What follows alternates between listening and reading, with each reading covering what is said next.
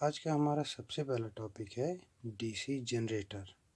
मतलब कि जनरेटर जो कि मैकेनिकल एनर्जी को इलेक्ट्रिकल एनर्जी में कन्वर्ट करता है। आज हमारा टॉपिक है डीसी जनरेटर के बारे में। इसमें हम सबसे पहले जानने वाली चीज़ ये है कि जनरेटर है क्या। तो जनरेटर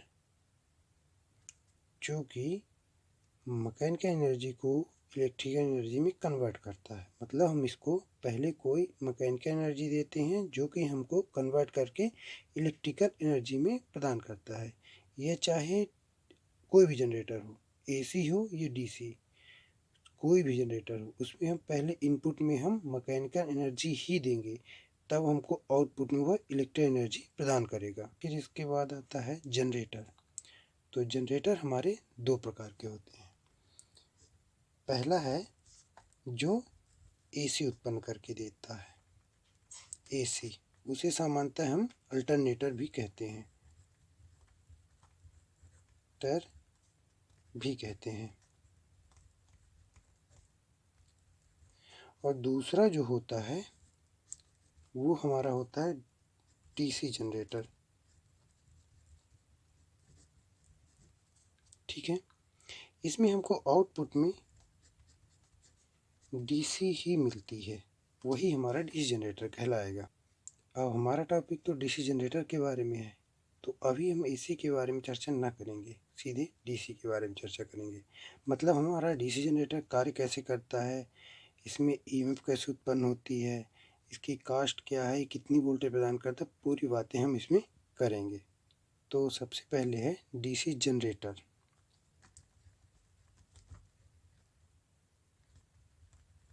जनरेटर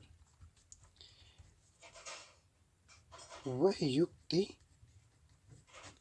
जो मैकेनिकल एनर्जी को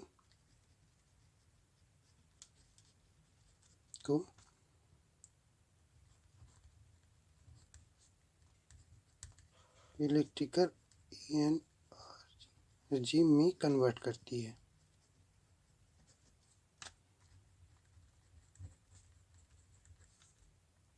डीसी जनरेटर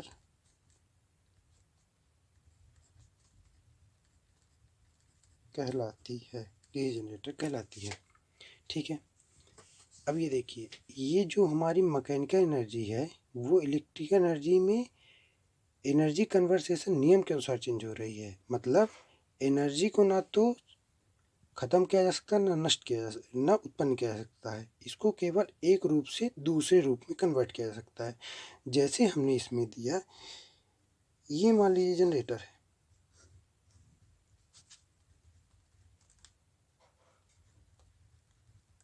इसमें हमने इनपुट में क्या दिया, मैकेनिकल एनर्जी। तो आउटपुट में हमको क्या प्राप्त हुआ, इलेक्ट्रिकल आउटपुट में हमको इलेक्ट्रिकल प्राप्त हुआ। मतलब हम कुछ दे रहे हैं पहले, तब ना हमको बाहर मिल रहा है आउटपुट में इलेक्ट्रिकल, तब ना हमको बाहर प्राप्त हुआ। कहीं से तो हम अपने से पैदा नहीं कर लिए, इसलिए हमने एक एनर्जी दिए तो दूसरी एनर्जी हमको प्राप्त हो गई है। इसके लिए अब हम क्या करेंगे, जो हम इनपुट दे रहे हैं वह इनपुट हम किस माध्यम से देंगे, वो हम किसी भी, जैसे कि पहले से हम प्राइम मूवर हो गया, प्राइम मूवर, डीजल इंजन आदि ईटीसी। ठीक है, इसमें याद रखने वाली बात है कि इसमें स्टीम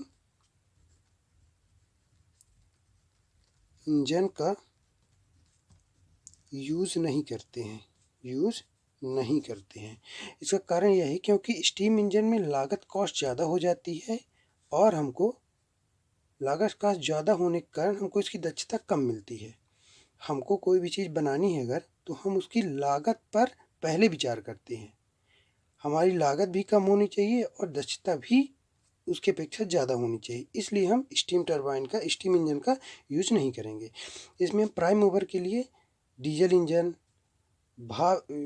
इंजन और जैसे और भी चीज़ें हैं उसमें हम यूज कर सकते हैं, मतलब कि उसको उसके सॉफ्ट को किसी तरह हमको घुमाना है, वो हमारा प्राइम मूवर कहलाएगा। ठीक है, अब आता है, इसके बाद आता है इसकी वर्किंग। तो वर्किंग हमारा क्या होता है, ये तो पहले इसका प्रिंसिपल होगा, किसके प्रिंसिपल पे कार्य करेगी, ये कैसे कार्य करेगी। तो इसमें एक पहला टॉपिक है, यह फैराडे के इलेक्ट्रोमैग्नेटिक इंडक्शन के प्रिंसिपल पर कार्य करता है। इलेक्ट्रोमैग्नेटिक इंडक्शन के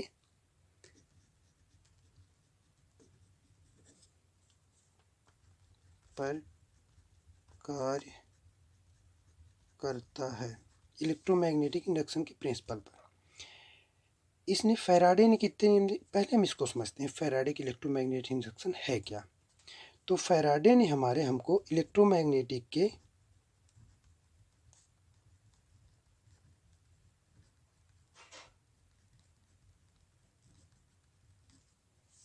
के दो नियम दिए।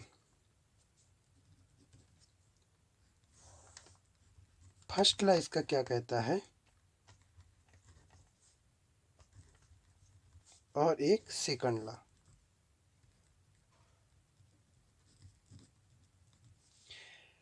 फर्स्ट लॉ क्या कहता है, जब किसी कंडक्टर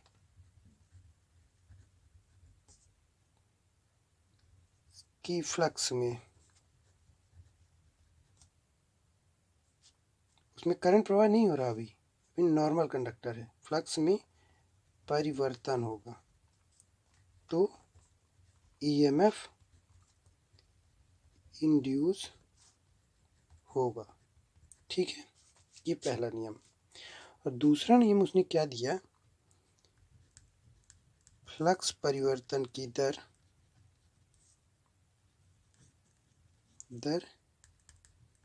इंड्यूस ईएमएफ के समानुपाती होती है।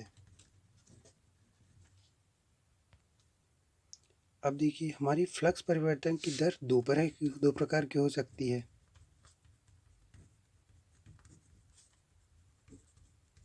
दर दो प्रकार की होती है। पहला क्या है, या तो चालक फ्लक्स को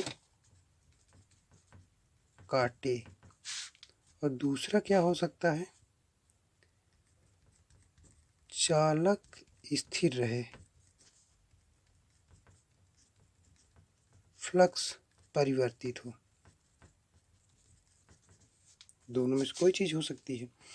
इसके लिए हमको तीन चीज़ों की ज़रूरत पड़ेगी। इसके लिए तीन चीज़ों की ज़रूरत पड़ेगी। पहला पड़ेगा, कंडक्टर होना चाहिए। दूसरा है हमारा मैग्नेटिक फील्ड,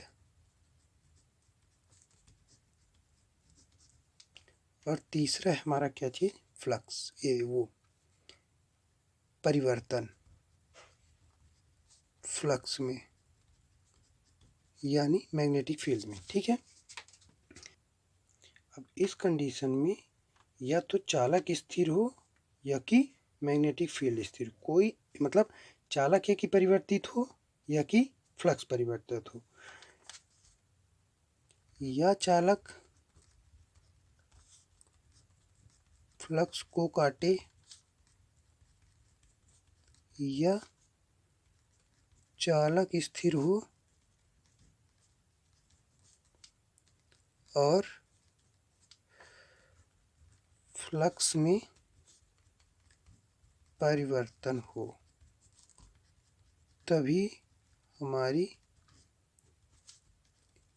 ईएमएफ उत्पन्न होगी। ठीक है, इसके बारे में और हम आगे चर्चा करेंगे। ये तो केवल हम बता रहे हैं कि क्या वर्किंग है इसकी, मतलब किसके प्रिंसिपल पे वर्क करता है। तो पहला हो गया फैराडे के इलेक्ट्रोमैग्नेटिक इंडक्शन।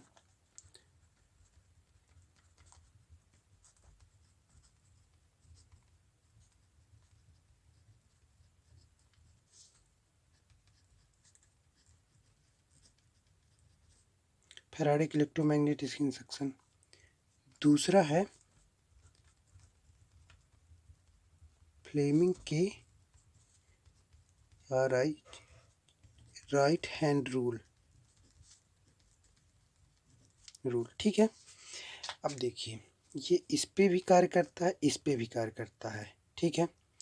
अब अगर हमको कंपटीशन में ऑप्शन के हिसाब से दिया जाए तो पहली प्राथमिकता हम किसको देंगे? फैराडे के इलेक्ट्रोमैग्नेटिक इंडक्शन।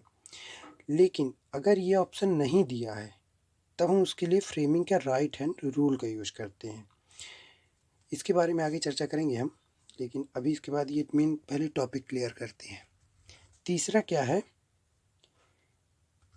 डीसी जनरेटर के आर्मेचर में इंड्यूस ईएमएफ एसी होती है। मतलब चाहे वो आपका अल्टरनेटर हो या जनरेटर हो, वह के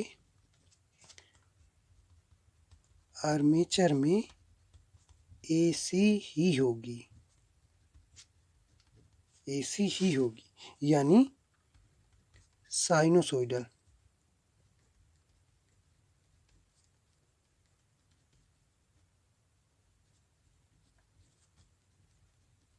वेवफॉर्म ही उत्पन्न होगी। फिर इसको हम आउटपुट में कन्वर्ट करके डीसी प्राप्त करते हैं, तो उसकी आगे विधियां हैं, उसको हम आपको क्लियर करेंगे। अब देखिए, जब डीसी जनरेटर के आर्मेचर में उत्पन्न ईएमएफ एसी हुई तो हमको उसकी फ्रीक्वेंसी भी ऑप्शन अगर आ गया कि मान लीजिए आपके पास 2 पोल का जनरेटर है,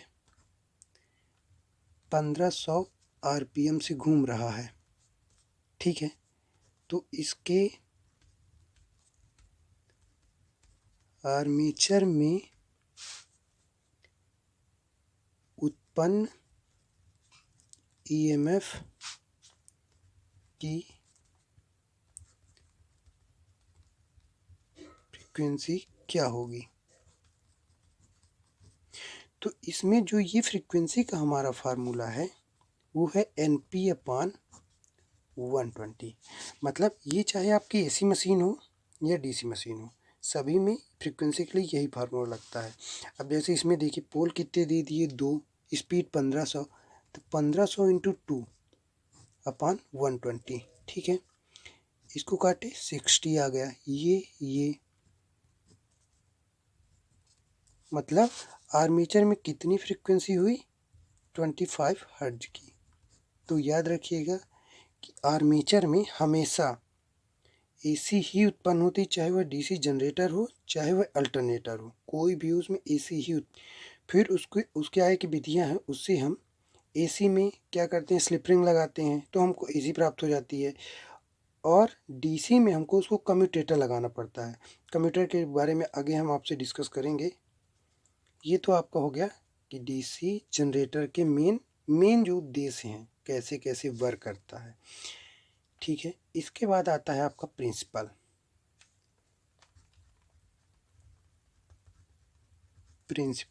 ऑफ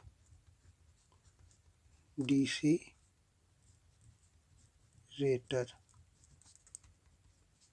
जनरेटर का प्रिंसिपल। ठीक है। इसके बारे में हम आपसे कल डिस्कस करेंगे। Thank you.